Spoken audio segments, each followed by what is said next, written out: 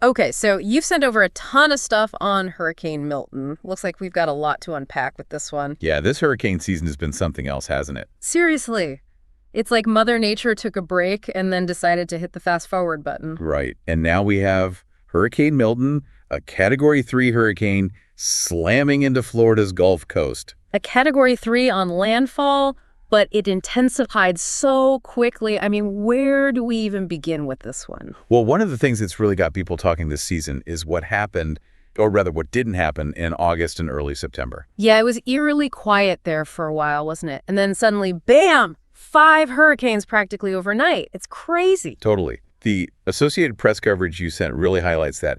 The situation on the ground is changing so rapidly, it's like someone flipped a switch. And Milton is a perfect example of that. It went from, what, a tropical storm to a major hurricane in like 2 days. That's unheard of, right? It is unusual, and that rapid intensification is something experts are looking at very closely. The Gulf of Mexico was practically a hot tub, which is essentially hurricane fuel. Because that warm ocean water is like rocket fuel for hurricanes. Exactly. Warm water evaporates more easily, releasing all that heat energy into the air. This warm, moist air rises and forms storm clouds, and as more and more air rushes in to replace it, the whole system starts spinning faster and faster. So the warmer the water, the stronger the potential hurricane, and Milton formed right in the middle of all that warm water. Exactly. And it intensified really rapidly. Milton went from a tropical storm to a major hurricane in just 48 hours. Wow, 48 hours. That's barely enough time to, I don't know, prepare your hurricane kit. So it slammed into Siesta Key as a Category 3. I've seen pictures of Siesta Key, those beautiful white sand beaches. What's the situation looking like there? Well, as a barrier island, Siesta Key is obviously right on the front lines. The damage is likely to be significant. Right, and even if they're not directly hit, a lot of people don't realize just how vulnerable Tampa Bay is, right? Absolutely. Even though Tampa Bay avoided a direct hit, the potential for major damage is still incredibly high. Yeah, you're talking about a region with over 3 million people that hasn't seen a direct hit from a hurricane of this magnitude in over a century. What kind of impact are we looking at here specifically? What should people be most worried about? Well, storm surge is a huge concern with hurricanes. Basically, it's this massive bulge of water that the hurricane pushes towards the shore. Oh, right, storm surge. So it's not just the wind and rain, it's like this wall of seawater crashing onto the land. Exactly. And we're talking a wall of water that can be incredibly high. Imagine a wall of seawater, sometimes as high as 13 feet, crashing onto the coastline. That's what some areas south of Tampa Bay could be dealing with right now. Even Tampa Bay itself could see surges of 6 to 9 feet, which is a serious threat for an area with so much low-lying coastal development. 13 feet. That's what, taller than most houses? It's a serious threat. And you see, much of Tampa Bay is below sea level, and a lot of it is protected by these aging seawalls that may not be able to withstand a surge of this magnitude. Plus, many people living there haven't experienced a major hurricane, so they might not fully grasp the danger. That's incredibly worrying. And this is all on top of the wind and rain damage, right? Right. We can't underestimate the combined impact of all those factors. We're already looking at over 1 million homes and businesses without power from the wind and rain. Wow, 1 million without power already. And that number is likely to go up, I imagine. It's just heartbreaking to think about the families in the dark, the businesses forced to close, the disruption to everyday life. And speaking of disruption, we heard earlier that even Orlando is feeling the effects of Milton. That's right. Even Orlando, which is inland, wasn't spared. Yeah, I read that the airport was closed, theme parks were shut down. It really highlights how these storms have this ripple effect that extends far beyond the immediate coast. It really underscores how interconnected everything is, even Disney World. Right. No one is immune. So, we've talked about the storm surge, the wind damage, the power outages. But you mentioned earlier about how this hurricane season has been anything but typical. Can you tell me more about that? Yeah, this hurricane season, it's like Mother Nature hit the snooze button and then decided to play catch up. It really does. And you know what else I find fascinating? How these storms, they can go from 0 to 60 in the blink of an eye. Like with Milton, how does a storm even intensify that quickly? What are the ingredients, so to speak? Well, it's all about the ingredients, like we were talking about that warm ocean water. That's the fuel for the hurricane's engine. Okay, so the warmer the water, the stronger the potential hurricane. That makes sense. Exactly. And then you've got Low wind shear. Wind shear. Now that sounds serious. What is wind shear exactly? So wind shear refers to changes in wind speed and direction at different altitudes. Mm-hmm. Imagine a hurricane trying to build itself up, but the wind at the top is blowing in a different direction than the wind at the bottom.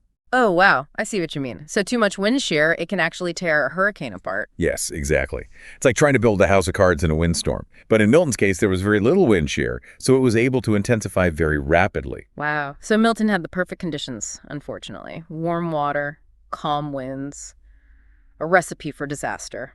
And speaking of disaster, we've got to talk about the human impact here. The stories coming out of Florida are just heartbreaking. I read this one article. It was talking about these families taking shelter in a school in West Bradenton. It really puts things in perspective, doesn't it? It Hmm. really makes you think about what really matters. The article you shared, I think it was from the Tampa Bay Times, one resident was quoted as saying something like, everybody's worried about the same thing, if you have a home to come back to. Oh, wow. It really hits home, doesn't it? It makes you realize that this is people's lives we're talking about. Absolutely. And for some people, this is the second major hurricane they've had to deal with in just a matter of weeks. It's hard to imagine. To go through all of that, picking up the pieces after one storm only to get hit by another, I can't even imagine. And it makes you wonder, how do you even begin to recover from something like that? That's the thing about hurricanes. It's not just about rebuilding physical structures. It's about rebuilding lives and communities. The emotional toll, the economic impact. It's a long road to recovery. It really is. And, we've been talking about the serious stuff, the storm surge, the wind damage, the power outages. But there's also this other kind of quirky thing that I wanted to ask you about, the Waffle House Index. Can you tell us more about that? Ah, yes, the Waffle House Index. It's a fascinating example of how people on the ground use local knowledge to assess the severity of a situation. So just to be clear, we're talking about the restaurant chain Waffle House. That's right, the restaurant chain. It sounds a little strange, but the operational status of Waffle House restaurants during a hurricane is actually a pretty good indicator of how hard an area has been hit. So if the Waffle House is open, things are probably okay. And if it's closed, maybe not so much. Pretty much. Waffle House is famous for staying open 24/7, even during extreme weather.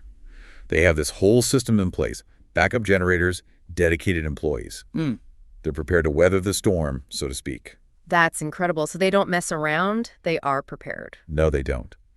And because of that, the Waffle House Index has become this informal but surprisingly accurate gauge of hurricane severity. So it's like a real-world syrupy barometer. You could say that.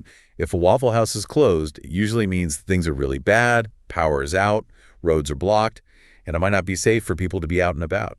Even FEMA, the Federal Emergency Management Agency, they actually take the Waffle House Index into consideration. Wow, really? Yeah. FEMA is looking at Waffle House to help them decide how to respond to a disaster. It might sound funny, but it makes sense. It helps them quickly assess the situation on the ground and get resources to where they're needed most. That's fascinating. So this whole weird hurricane season, Milton's rapid intensification, the devastating impact, is this a sign of things to come? What do you think? I mean, it does make you wonder if this is the new normal, right? This whole quiet start to hurricane season, and then all hell breaks loose. Oh, it's definitely got people talking. Yeah. Scientists are looking into it, that's for sure. And, we can't talk about hurricanes and not talk about climate change. Right. It's the elephant in the room. Because warmer oceans mean more fuel for hurricanes, right? Like Yep. we were talking about earlier. Exactly. Warmer oceans, a warmer atmosphere that holds more moisture, which can lead to heavier rainfall and more flooding.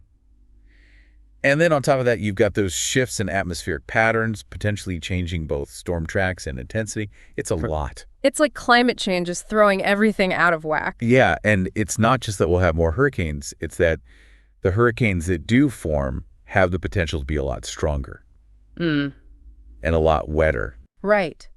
We can't forget about the flooding. That's a huge part of it. It really makes you realize how crucial it is to be prepared, to understand these storms and how they work. Speaking of which, before we wrap up, I wanted to circle back to the Waffle House Index one last time.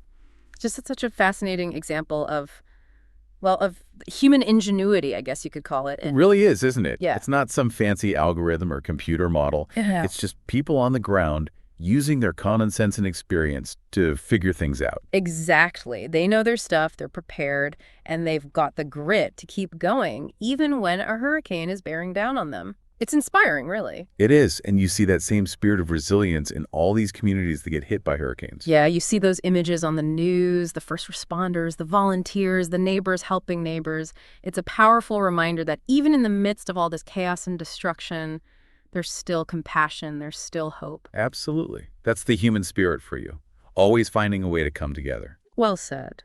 Well, we've covered a lot of ground today, from storm surge to the Waffle House Index. As we wrap up our deep dive into Hurricane Milton and this very unusual hurricane season, what's the one big takeaway you hope our listeners are left with?